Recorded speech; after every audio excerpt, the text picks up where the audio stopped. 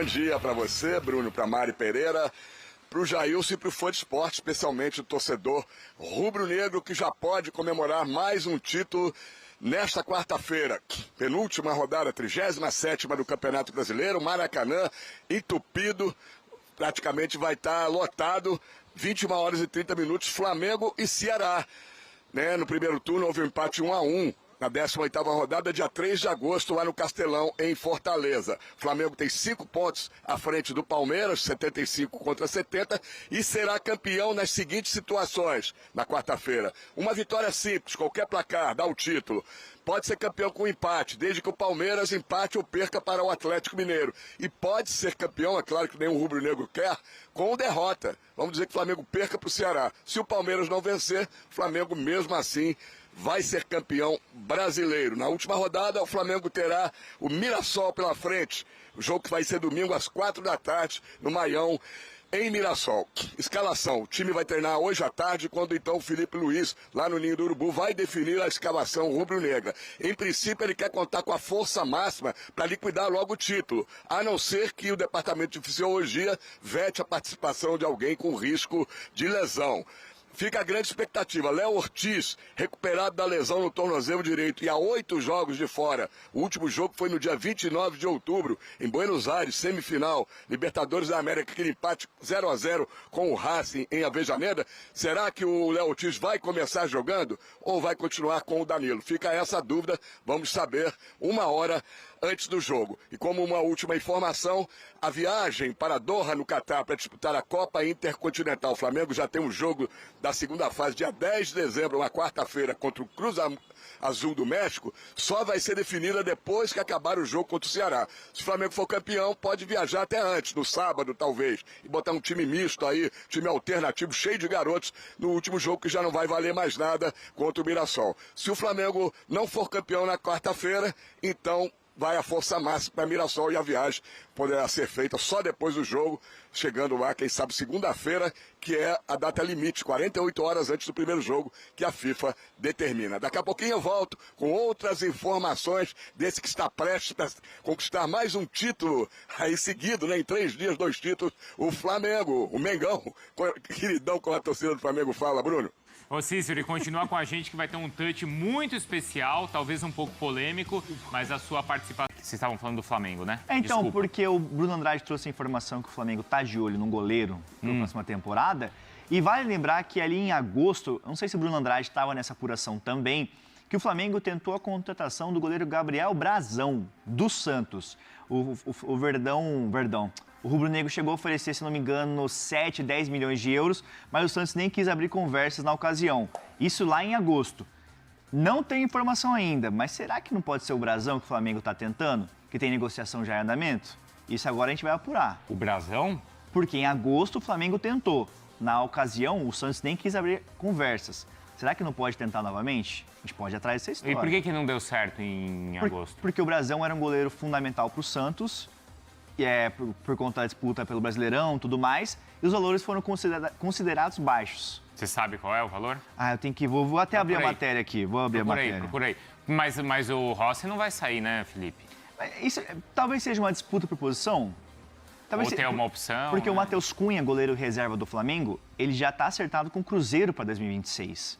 É uma informação pública já. Tá. Então, vai abrir uma vaga para segundo goleiro. Então, pode ser uma oportunidade. Porque, assim, o Rossi, o Bruno Andrade, o Rossi na final da Libertadores... O Rossi, eu suei mais que o Rossi na final da Libertadores. Eu sou mais que o Rossi. Porque, cara, tava um sol ali e o Rossi, ele nem precisou... Nem trabalhou. Mas estava de óculos escuros, assim. Pra você ver como estava quente. E o Rossi pouco trabalhou, não é, Bruno Andrade? Mas a participação dele na Libertadores foi fundamental. Principalmente nessa reta aí de Estudiantes e Racing, né, Bruno? No Brasileirão, na reta final da Libertadores, não à toa, a gente já trouxe a informação, não custa recordar aqui, o Flamengo, depois que resolver a questão contratual do Felipe Luiz, já resolveu lá atrás a questão contratual do Arrascaeta, o próximo em relação a jogador, enfim, comissão técnica / jogador, é o Rossi.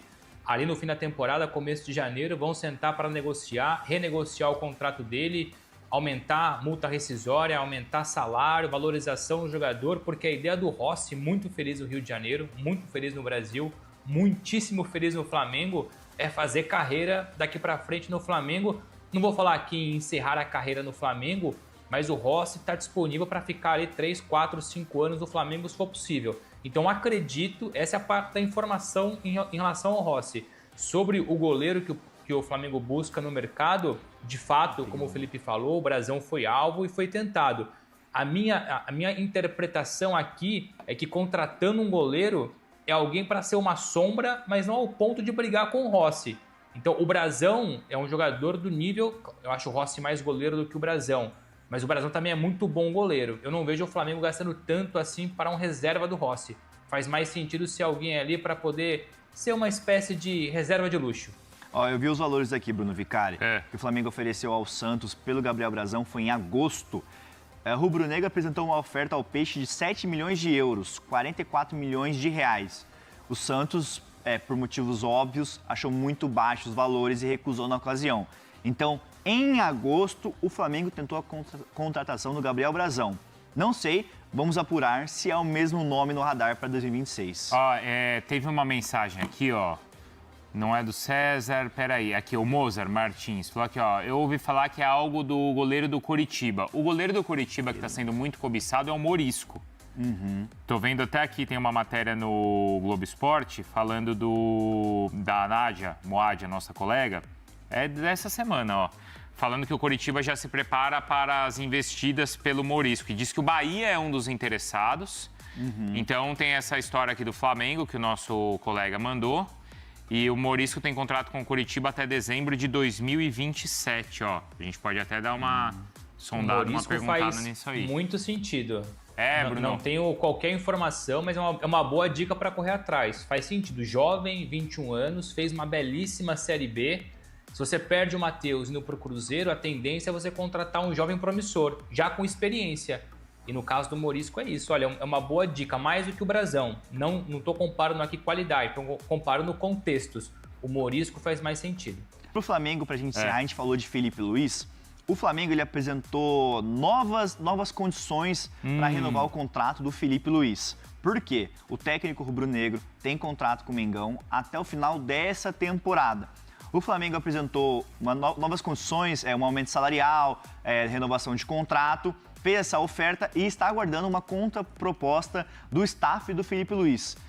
O Flamengo ele está otimista, sente que avançou essa renovação da última semana para cá, mas essas conversas, essas negociações só serão retomadas após o fim do Brasileirão, ou pelo menos a confirmação do título do Brasileirão do Flamengo. O Flamengo tem esse otimismo, mas ainda existe uma incerteza por parte do Felipe Luiz com essa demora na resposta. Bruno Andrade até pode complementar com isso, que a gente vem apurando bastante nas últimas semanas.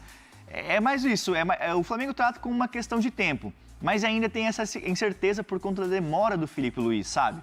Mas ele não ia fechar esse negócio agora, não é, Bruno? Em reta final aí de Brasileiro da Libertadores? Acho que é uma demora normal, não? Eu falei hoje uma demora normal porque ele sentiu que o Flamengo / direção demorou, esticou um pouco esperando a reta final do Brasileirão e da Libertadores. Não custa lembrar, é uma informação que eu trago de forma mais credível possível. Há 2, 3 meses, o Boto fechou com o Jorge Mendes a renovação com a anuência do Felipe Luiz, ou seja, o Felipe Luiz naquele momento estava pronto para assinar a renovação. O Flamengo não era líder do Brasileirão, o Flamengo ainda disputava a reta final da Libertadores.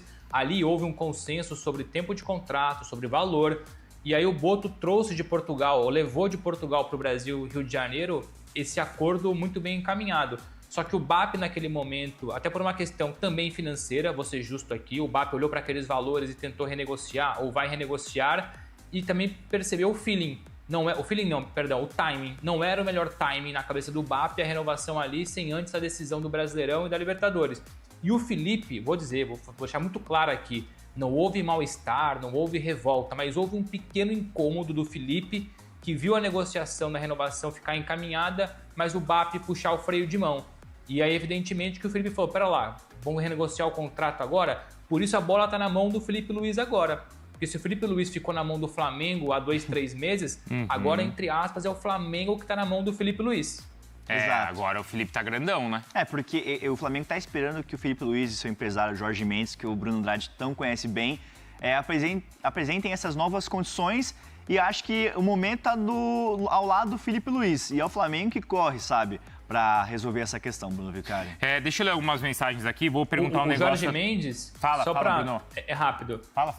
O Jorge Mendes quer muito a permanência do Felipe Luiz no Brasil, mas como disse o Felipe, nos valores de treinador campeão da Libertadores e eventualmente campeão do Brasileirão. Então aqueles números lá atrás, que pro Flamengo até eram vantajosos e pro Felipe também, hoje já não são tão vantajosos assim. Porque o Felipe, de 3 meses para cá, se tornou campeão da Libertadores, vai se tornar campeão brasileiro e tem um Intercontinental pela frente. Então o Flamengo, de fato, vai ter que renegociar. Se lá atrás o BAP achou caro, talvez tivesse ficado mais barato. O Entrave, mandou aqui o Harlan Carlos. Harlan? É o sósia no Brasil? Quem? Haaland, entendeu? Pegou? Puta. Não pegou, putz. Tira esse rapaz daqui, alguém? Rainer, esquece, o Rossi é o terceiro maior desse elenco. A Arrascaeta, Então, Bruno ele Henrique. deve estar falando da Arrascaeta e o Bruno Henrique, mas o Pedro não é maior que o... Hein, Rainer? O Pedro não é maior que o Rossi? Léo Ortiz também, que é Não, o Léo zagueiro de Ortiz acho que seleção. não, mas o Pedro acho que é, né? Não, o Pedro com certeza. Tem mais cacife também, né, que o Rossi. Mas tudo bem, é que o Rossi cresceu muito nessa reta Aliás, final de por falar temporada. no chat aí, o Harlan falou da questão da renovação do Felipe, valores e tal. Não é tanto o Harlan, pelo menos a minha informação, evidentemente que a gente pode depois contestá-lo ou não, mas não é nem tanto o tempo de contrato. É uma questão financeira, não só o salário, mas a questão da multa rescisória. O Jorge Mendes, pelo que eu entendi, para além da questão do salário do Felipe Luiz, quer uma multa rescisória viável para um tubarão do futebol europeu ou para um grande do futebol europeu. Eles não querem uma multa lá em cima, porque vai que o Felipe faz mais uma temporada espetacular, eles querem que um time europeu tenha condições, entre aspas, tranquilas de buscar o Felipe, e o Flamengo não é bobo, quer a multa lá em cima para se proteger. O Baruel mandou uma boa aqui, hein? Essa teoria é boa. Se o Chocotone fosse criado primeiro, não existiria o Panetone. Bom, peraí, deixa eu me concentrar aqui com essa história de Chocotone. Prefiro o Chocotone, mas Panetone é um clássico. Bom, o chat é só isso. Mas vamos lá, eu queria pedir uma ajuda de vocês e do Rainer que mandou essa, porque é o seguinte, pediram para eu gravar um comentário aqui pro site da ESPN, onde normalmente existem algumas opiniões polêmicas nas redes sociais. E aí, para não ter polêmica, eu quero que vocês me ajudem. Vamos lá, bora, com certeza. Tá? Porque a pergunta é a seguinte, e eu quero que o chat responda e eu vou falar lá no comentário o que o chat falar. Bora. Tá? Vamos lá. Com a conquista da Libertadores e do Brasileiro, o Flamengo do Felipe Luiz já superou o Flamengo do Jorge Jesus? Então eu preciso gravar esse comentário assim que sair do programa, mas eu quero que vocês no chat me digam aqui o que eu preciso falar para evitar os xingamentos nas redes sociais. Posso dar uma opinião? Pode. Não é um programa de opinião aqui, todo mundo sabe. Fala fonte de informação. Mas o Jorge Jesus 2019, aquele Flamengo, era mais mágico do que esse do Felipe Luiz. Mas o Felipe Luiz, ele exorcizou o fantasma que tinha do Jorge Jesus no Flamengo, entendeu? Aquele fantasma que pairava, não tem mais. Bom comentário, hein? O Ricardo Ruiz mandou que o time do JJ foi muito melhor que o do Felipe. O outro mandou aqui que ainda não também. Deixa eu ver quem que mandou. Nossa, chegou tanta mensagem aqui. O Igor Fernando ainda não superou. Boa, continuem mandando. O César, então, Castro... César Castro? César Castro. Tá desde o começo do programa. Quero saber notícias do São Paulo. Bom, Flamengo ainda avalia positivamente Gabriel Brazão, mas não negocia com o goleiro do Santos. O jogador do Santos teve o nome ligado ao Flamengo na última janela de transferências no meio da temporada. O Flamengo foi campeão da Copa Libertadores, perto do título do Campeonato Brasileiro, mas já começou o planejamento visando o próximo ano. A partir de janeiro, uma nova janela de transferências começa, rumores devem surgir. Na última janela de transferências, no meio da temporada, surgiu o rumor de que Gabriel Brazão estaria na mira do rubro-negro.